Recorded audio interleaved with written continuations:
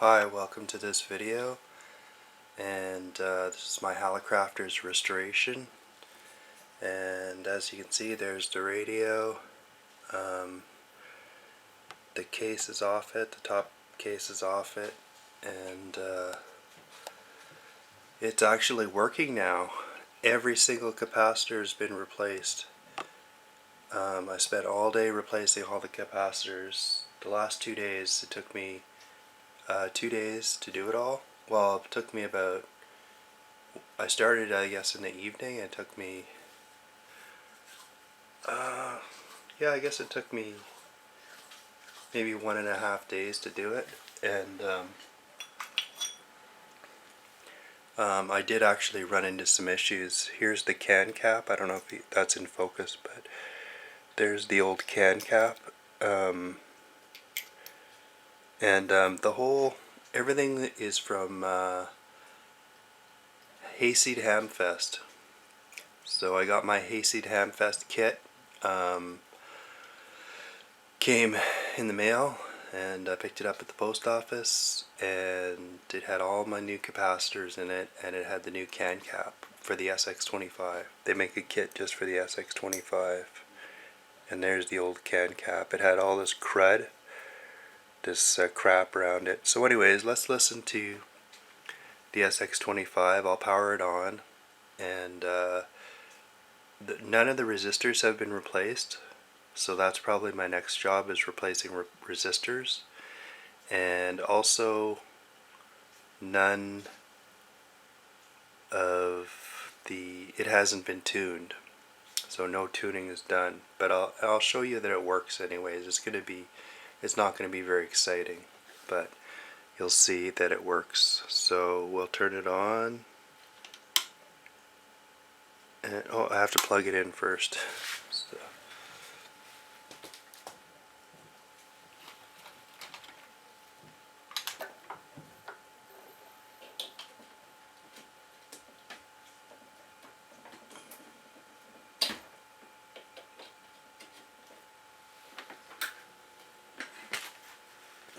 Okay, so we'll plug it in and we'll turn it on, and you can see 2 of the lights aren't working, so I'll have to figure that out. So yeah, here it's heating up.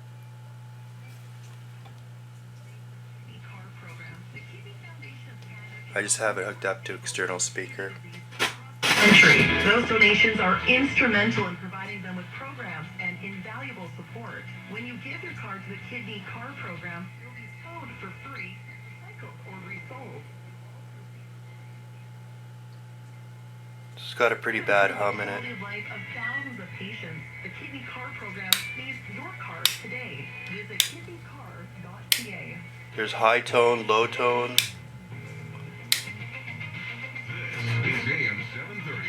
All traffic all the time. Now, here are Jeff Jeffries and Caitlin Osansky. It's 9:15, 50 degrees downtown Vancouver, partly cloudy skies. Coming up, we're going to see what's going on with the news headlines. Gordon McDonald, stay tuned for that. First, let's go back to Caitlin, so he has all our traffic hotspots. Well, it looks like a great morning commute out there. No stalls or collisions to report, and even the volume has eased off there quite nice, and even the rain has dried out there as well. No one really expecting the rain to fall this morning, but it did. But it wasn't too bad of a commute for this Monday morning. It looks much better now through the Burnaby Lake stretch, and of course the sun. Delta, it's always sunny in Tsawwassen anyhow, so it's starting to ease off out there, not only for the roads but also for the weather as well. There's a lot of ongoing road work to keep in mind. Really bad hum. I gotta figure that out.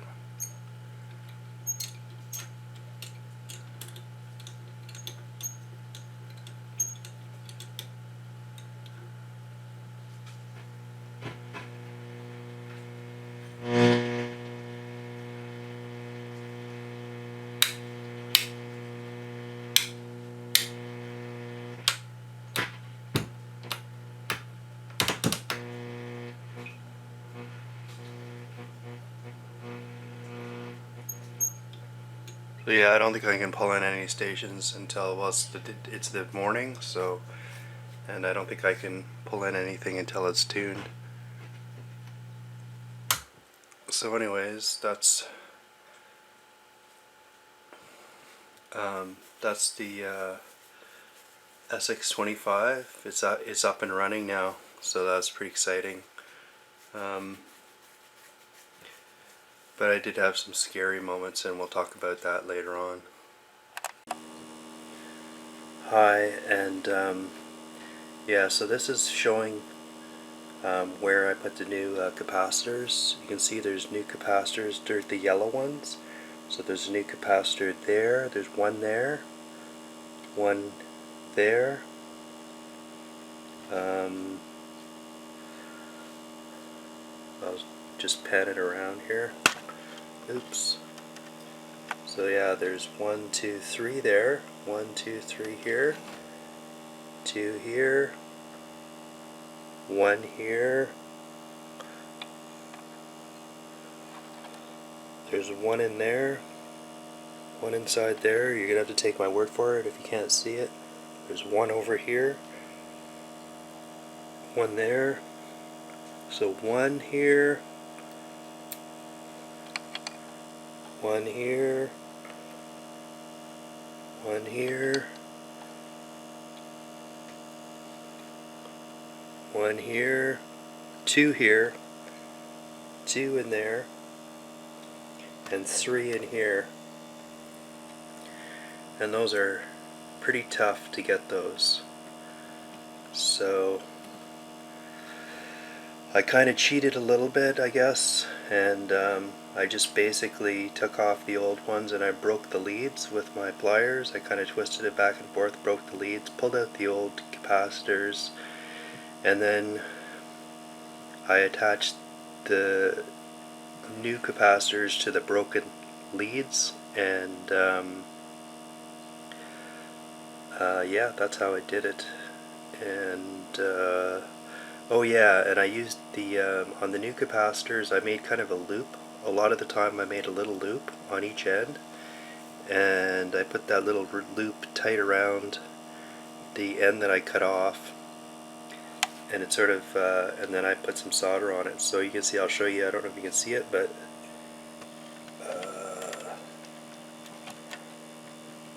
not very well. I'll try to turn the light up a little bit, but you can't really see it. But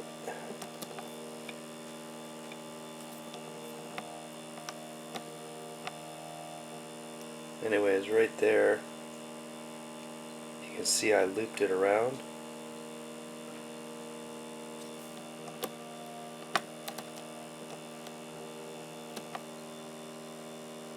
Anyways, right there I looped it around. I don't know if you can see that, but I looped it around that wire, and that's what I basically did. So the end of the yellow, the brand new yellow capacitor, the end is quite long, so I just ended up looping it around the old wire, and then pinching it tight, and then putting on some solder. That's how I did that. So anyways, and they give you a little table. I'll show you the little table. So, and I printed it out. So there's the little table that you get with your Hayseed Hamfest. It's on the Hayseed Hamfest, I think, site or whatever, and you just print it off, and it tells you there's the original spec. So on the as you pull the old capacitors, it'll say, oh look, there's one. You can sort of like look at the old wax capacitor, and it'll say PO 0.002 UF, and it'll say 1.6 or 1600 volts. So as you pull off the old capacitors, you can read this original spec, and this is what it'll say on the old capacitor, and then you put the new one in, and the new one on the bag, it'll say 0.002 1.6 kilovolt. And you can see they give you, so here the original was 2.01 and 1.01, one at 400 and 160, And what Hayseed Hamfest gives you is it gives you 3 at 0.01 at 630. So you replace this one with this one and this one with this one. So that's how you read that. So an example, Hayseed Hamfest gives you 13.047 at 630 volts. So all of these 10.05 UF 200 volt ones get replaced with this one. And also this 0.05 UF 400 gets replaced with this one. So this is kind of handy to print this out and have it right beside you as you're going, so you can reference it, so you know what you're doing. So this is discrete poly replacement. And yep, that's a little sheet you can print up from Hayseed Hamfest. Makes it a lot easier, so you know exactly what you're doing. And the kit they gave me replaced every single capacitor. This is the whole tuning section is done. This is the whole tuning section. And as you're getting your soldering iron, oh sorry, oh my god, it's stuck in there.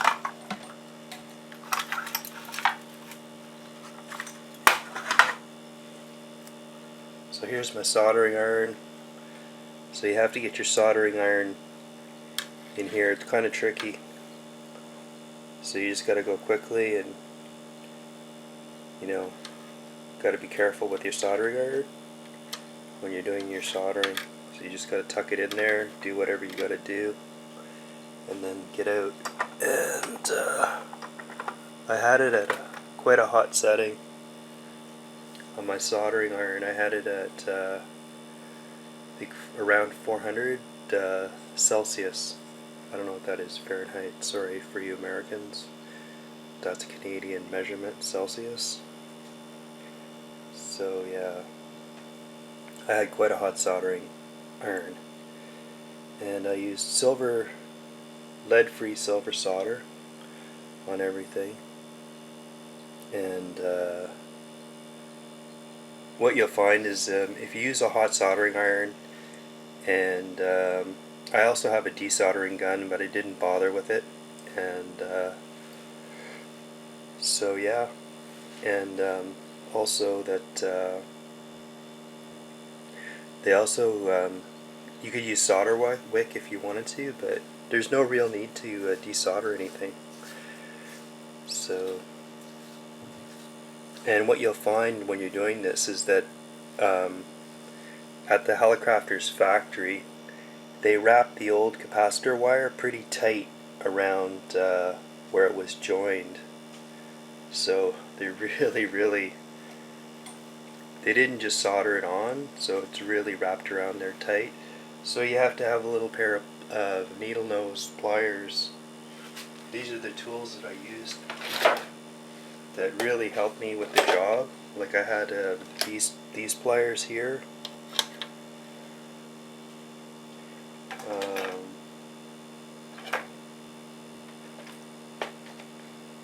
I had these pliers here.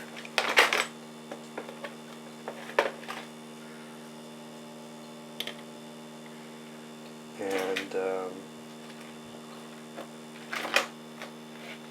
I also had this little dental tool, which actually I found it somewhere, and it's a little dental tool, and it's kind of got a hook on one end and a hook on the other end, like a, I don't know if you can see that, but it's got a little hook on one end, and it's got a sort of a little flat thing on the other end. There's a little kind of a pick on this end, and it's got a little flat area on this end. And this was really handy for moving their wires around inside when I was soldering. And then these pliers were really handy too. So those are some of the tools that I used.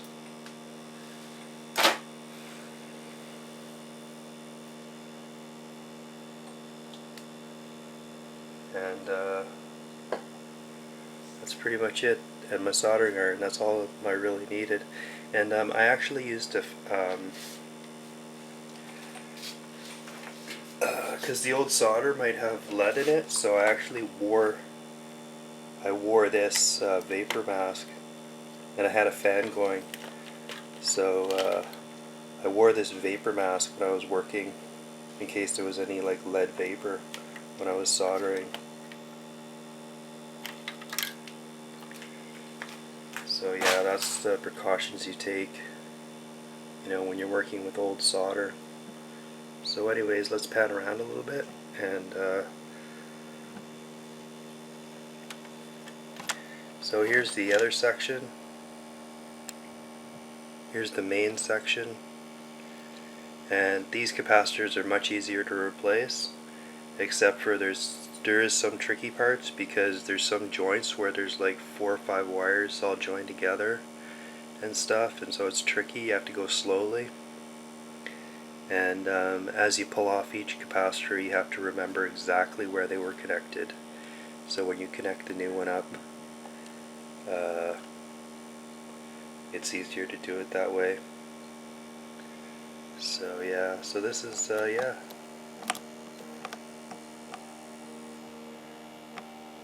And I haven't, as again I told you, I haven't started. I'm going to replace probably these resistors. So I have to find the values of these massive resistors, and they're all going to be replaced probably next. I'm going to see how close they are to tolerance and stuff like that. So yeah, so all of these yellow capacitors are the new capacitors that I put in. And so anyways, yeah, yesterday was the first time I fired it up and turned it on. So I'm going to show you something that was the hardest probably part. Was the CAN capacitor was the hardest part of the whole thing. So here's the CAN capacitor, the old CAN capacitor, and it's basically contains the filter cap section for the power supply, for the power transformer. So you can see it's got 4 little tabs, 4 tabs on the outside that hold it into the case, and then it's got 4 contacts. And it's got some writing on it that tells you like that there's one 30 350 volt, 42 27 volt, 10 350, and another 10 350 capacitor. So that's what's inside the can. And there's no labeling on the actual posts. So this is the one that I had. This is the one that gave me the most problems. This old CAN capacitor. So anyways, I labeled everything, and how I labeled it is try to get some more light on here. So anyways, there it is. It's right inside there. This area. This is where the CAN capacitor goes. And as I pulled the wires off, I labeled them with colored nail polish. So there's 4 wires to this post right here, and then there's 2 wires to this post here, 1 wire to this post here, and 1 wire to that post there. So I actually put colored nail polish, black, green, red, on the different wires so that I could remember, and then I put a little dot. So I put a little red dot right here, and then I put red around the wires, so I knew that all these wires went to this post, and all the green wires went to this post, all the black wires went to this post, and all the wires that weren't painted went to that post. So I marked it all out, and then you take the plier and you kind of, the tabs are twisted, so you have to untwist the tabs on the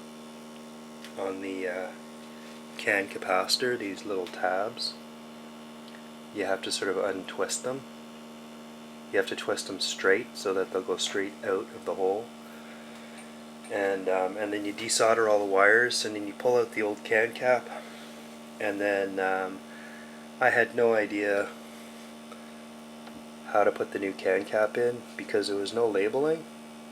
So I matched like 1, 2, 3 of the posts have holes in them. 1, 2, 3 have holes and one doesn't have a hole. So I put the new can cap in based on that configuration. And then I put the whole thing back together. And when I turned the radio on for the first time, there was a little small explosion. And what that was that one of the capacitors in the brand new can cap, one of the capacitors blew up. And the other 3 were fine. So anyways, what I figured out was, and here's the funny thing too, is that after it didn't make that, luckily it wasn't a huge bang because the small cap was contained in the big cap, in the big can. And the big can, it actually blew the top off the big can too. It was kind of cool. And but it just sort of made a pop. It didn't make a bang. And the reason it made a pop was because the sound was suppressed, but because the small cap was in the big cap, was in the big can. So that suppressed the sound. But it would have made a lot of bigger bang if it was just so the which capacitor blew. Here's just the end of the story. The end of the story is that I had pulled the cap. I pulled the cap out, and then I flipped the power on, and I took my voltmeter, and I measured the voltages, and it was like 300 something volts on this terminal, 300 something volts on this terminal, 300 something volts on this terminal, and this one was dead. There was no voltage on this terminal. So I realized that I had put the can cap in the wrong way. The new can cap in the wrong way. So that's why I blew the 25. I put 350 volts onto the 25. I think it's a 2550. 25 microfarad 50 volt capacitor. I put 350 volts across it and blew it. So anyways, then I knew, once I measured everything. Oh, I also shorted, like after the cap blew up, it shorted across it, and I turned on the radio, and there was these like purple sparks, like lavender colored sparks out of this power tube right here. So the first power tube, it had like these crazy sparks coming out of it, and I was like, oh shit.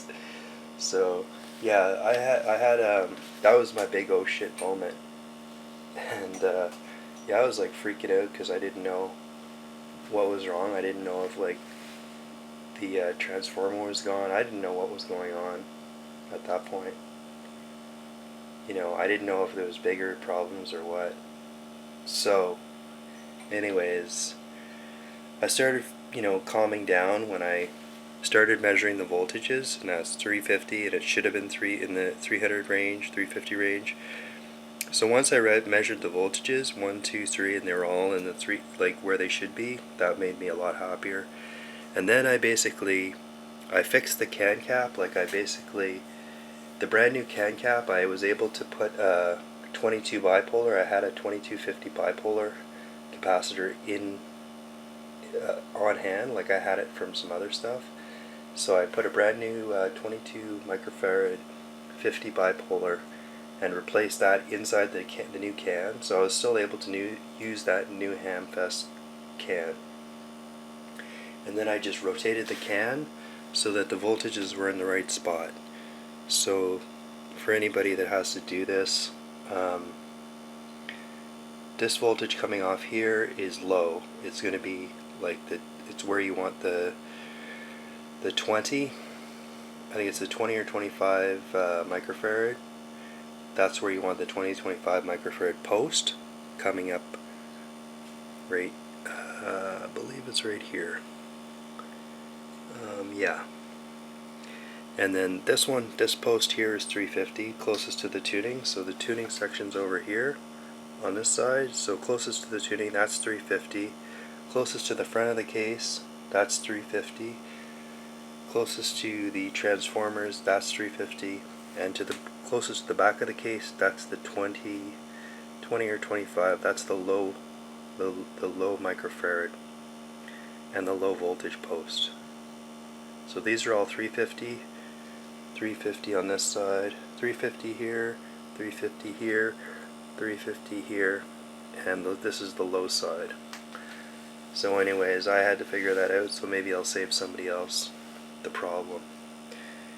And yeah, so I hooked it all up, and the result is a working radio.